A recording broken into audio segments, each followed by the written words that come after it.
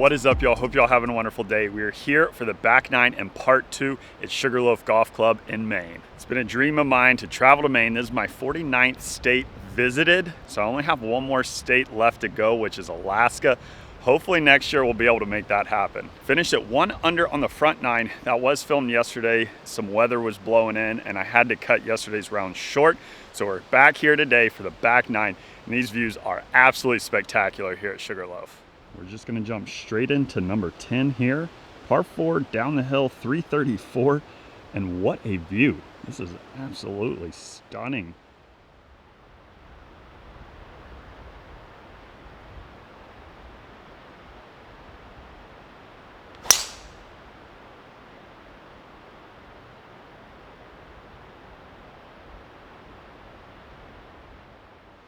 Really not a bad place to be. Landed right there, hop back about 6 inches, and this is what we're faced with. Chipping back up the hill here, probably about 35 yards. And this is the angle back at the tee box, so you can see the elevation change from the tee box to the fairway. Pretty awesome.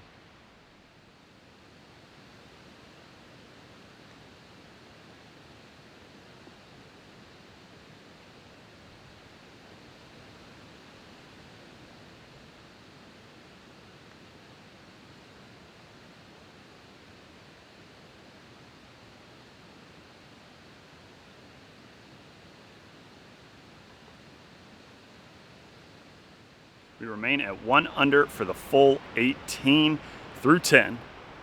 And what an incredible downhill par 3, number 11. So it's 216. With the slope, it says playing down to 175. It is slightly into the breeze. I can't imagine this shot playing 40 yards downhill. I mean, maybe 30. So I am gonna go with just like a smooth 7-iron. I'm gonna play at like upper 180s here, and hopefully that's a good guesstimation. But these views out here at Sugarloaf, absolutely incredible.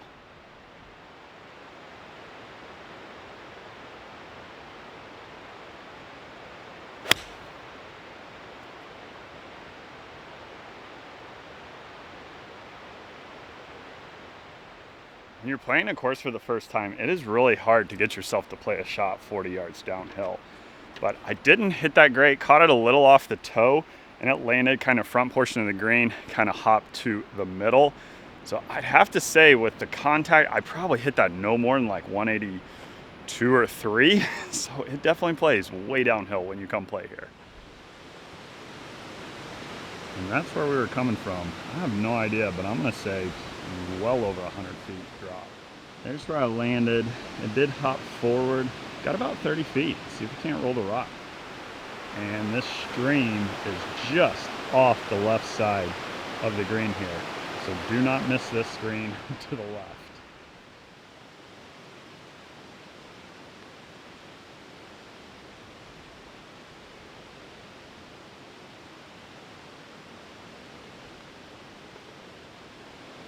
Well, that keeps us at 1 under through 11 holes. Still got a great chance to shoot in the 60s. If we can get the putter hot and maybe hit shots a little closer. The back tee box here on number 12 is in a super cool location. Par 5, 542 yards. We are definitely teeing it high, letting it fly. Kind of just right down the middle of both tree lines. So somewhere right in there.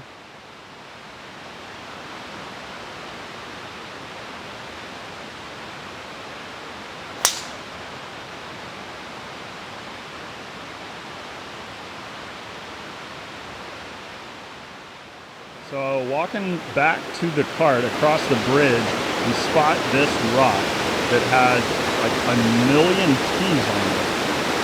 So I guess you're just supposed to donate your tee to this rock and see if you can't get it to stick up there. Let's see if we can. There it is. You'll love to see it. It is right there. The wooden tee stuck for us. So there you go. Come toss a tee on the tee rock. This is a Robert Trent Jones Jr. design. Played a lot of Robert Trent Jones Jr. design this year, and I really do enjoy them. Not getting much roll today. 224 yards left. You can see the pin right there over the bunker. I'm gonna go with the 4-iron and kind of go right at it.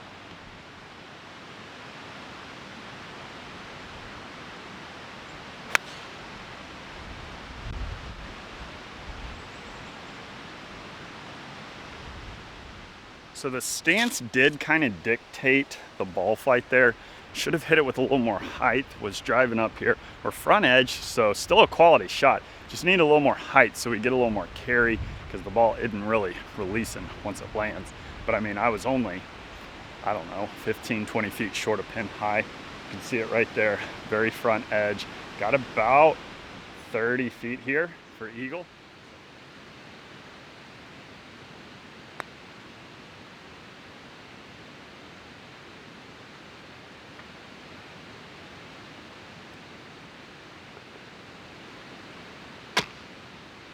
Love to see first bird here on the back.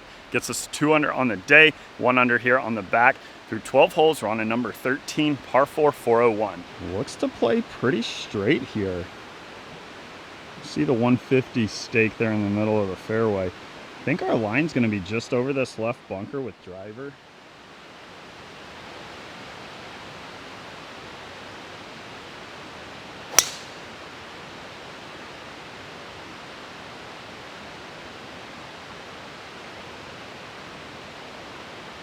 That faded a little more than I wanted.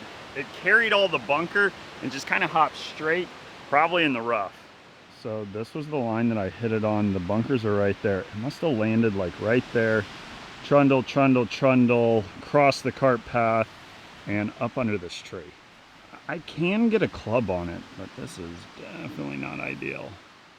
These branches right here are kind of overhanging, so I'm definitely gonna probably be coming in contact there.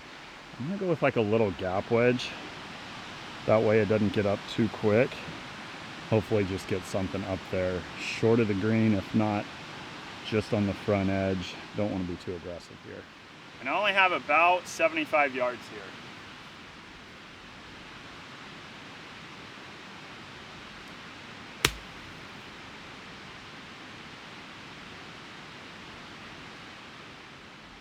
I'm not going to hit that shot much better than that. Got it to kind of trundle up here on the front edge of the green. That was really all we were hopeful for. Did not want to be long. When you're in trouble, don't get too aggressive. Kind of play for taking the big number out of play. That's what we did there, and we still give ourselves an outside chance of making birdie.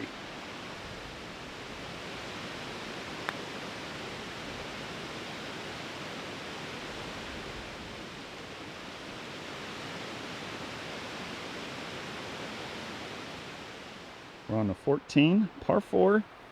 Tee shot plays pretty straight, 401, but the green does sit off back to the left there. And this is not a driver hole. I think we're gonna go maybe 4-iron or 3-iron, just left of that 150.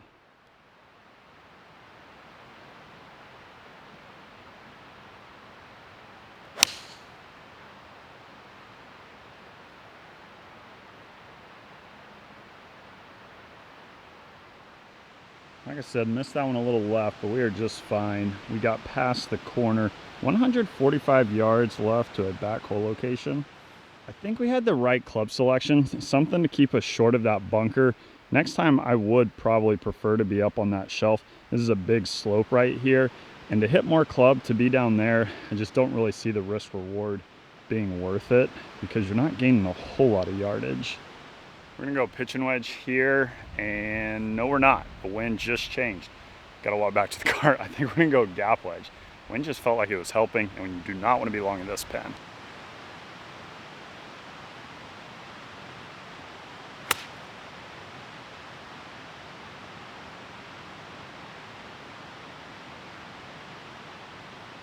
I'm glad we went with the gap wedge, but by the looks of it, we should have gone sand wedge.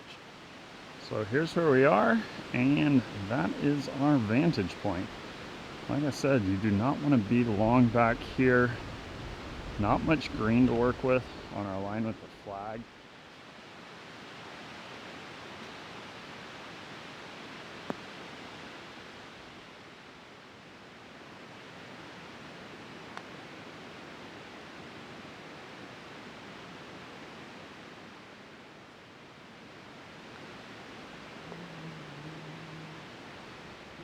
If you watch many of my videos, you might notice on short-sighted chips, I'm typically always long by a good little bit.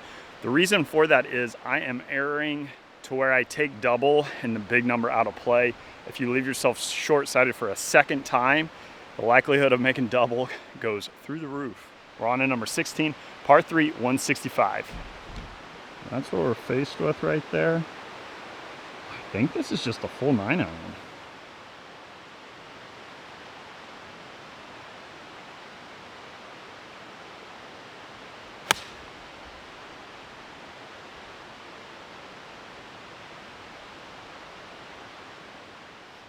That just kind of stayed right where it landed right there. I think we're on a good number, and it looks to be just slightly short of that bunker. Definitely don't want to miss it any further right than that.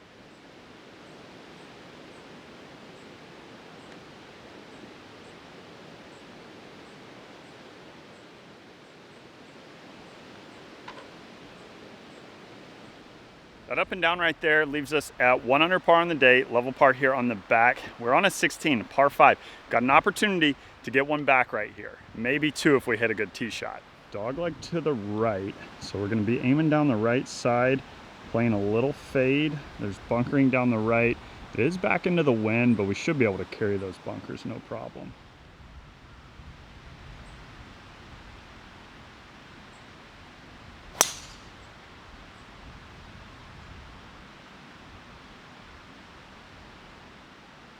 I think that could be pretty good. We ended up here on the edge of the cart path. Might have tried to cut too much of the corner. These trees are kind of tall. Thankfully it kicked through. We're gonna have to take our drop right there. And you can see the flag kind of through the trees there around the corner. I have 202 yards. I think I'm gonna go with a 6-iron. It is back into the wind.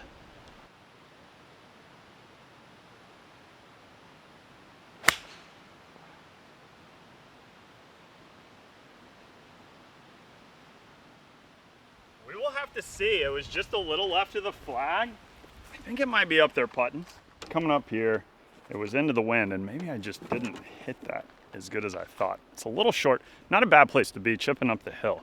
Got a great opportunity to get this up and down for bird. See if we can get back on track. Let's shoot in the 60s today.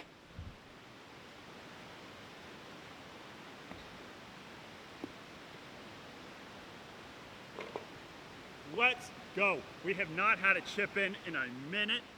You absolutely love to see it.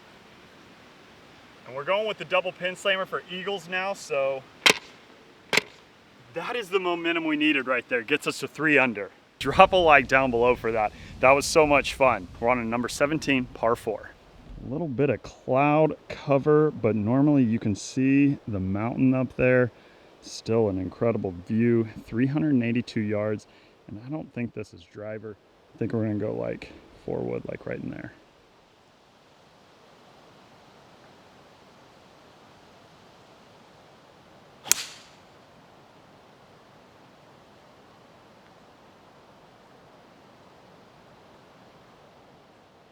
This is absolutely in perfect shape right here. 123 up the hill. I'm gonna go with a pitching wedge, try to flight it in there, because it is playing well uphill.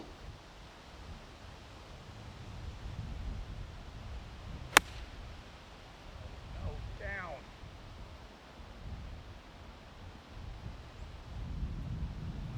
Oh, I pulled that one. We'll have to see. Walking up here, and this green complex is pretty awesome. Lots of slope, and there is one right there. Long left. Not the place to miss it to this whole location. See my ball right there, sloping downhill. I'm gonna need to land something up there and almost stop it for this to get close.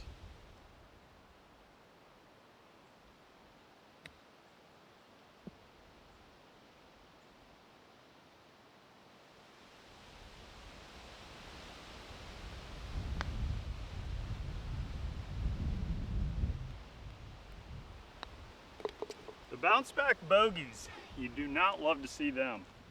One final hole. We are at 2 under and a great chance to still shoot in the 60s, even with the bogey right there. Number 18, par 4, dogleg left, back up the hill, 407, and we are gonna try to hug the left side here.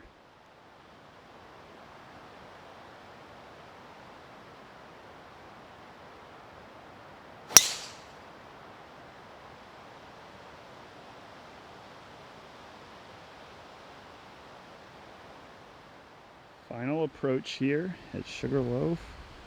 108 yards left up the hill. I'm gonna go full sand wedge here.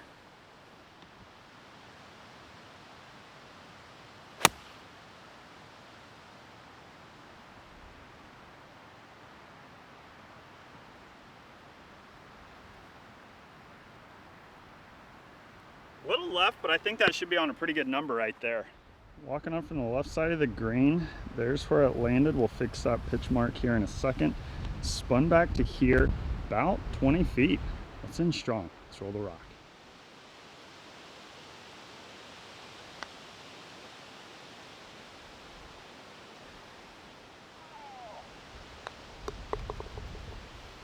Well, these views sure were spectacular.